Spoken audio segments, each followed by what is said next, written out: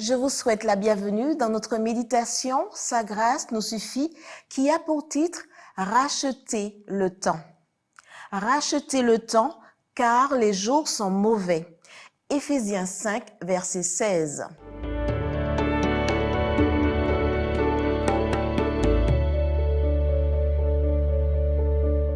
Il faut savoir saisir les opportunités parce qu'elles ont une date d'expiration. Le mot « opportunité » vient du latin et signifie « vers le port ».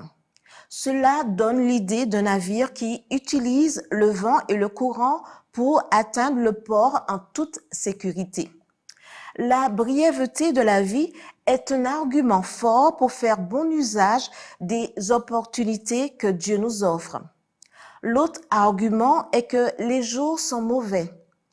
Au temps d'Éphésiens 5, les mauvais jours étaient la persécution de l'Empire romain qui mettait en péril l'accomplissement de la mission. Je vais maintenant comparer quelques idées modernes à de vieilles idées de l'apôtre. Aujourd'hui, dans de nombreux milieux religieux, règne le concept de la théologie et de la prospérité. Celle-ci soutient que plus nous sommes fidèles, plus nos richesses augmentent. Cela pourrait être le cas, parfois, mais la relation avec Dieu n'est pas un commerce. De nos jours, beaucoup de religieux donnent la priorité au titre ou à la prééminence. Paul préférait s'appeler esclave ou débiteur plutôt qu'apôtre. En ces temps-ci, beaucoup prêchent un évangile de motivation centré sur l'estime de soi. C'est un évangile anthropocentrique, mettant l'accent sur ce que chacun peut faire. Paul, cependant, prêchait l'évangile de Jésus-Christ parce qu'il est impossible aux êtres humains de se sauver par eux-mêmes. Aujourd'hui, beaucoup s'exaltent pour leurs bonnes actions. Paul cherchait à tout faire pour la gloire de Dieu, car il savait qu'il ne pouvait se glorifier de rien. Il accomplissait ce que Charles Spurgeon résumerait bien des siècles plus tard. Racontez tout ce que Dieu a fait pour vous, mais ne dites rien de ce que vous faites pour lui.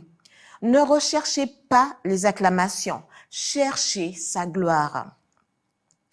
Aujourd'hui, beaucoup diluent la doctrine et la présentent au rabais. Paul l'a toujours porté bien haut et n'a fait aucun compromis avec le message. Il a négocié les formes, mais jamais le fond. La vie est trop brève pour être gaspillée et il nous reste bien peu de temps pour nous préparer en vue de l'éternité. Nous n'avons pas un instant à perdre, pas un instant à consacrer à des plaisirs égoïstes et aux jouissances du péché.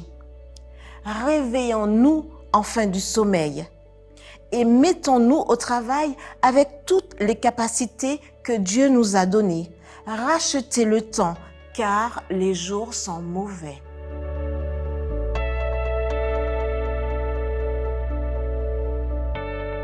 Nous rattraperons le temps perdu, pas seulement parce que ces jours-ci sont les pires, mais parce que ce sont aussi les derniers. Amen.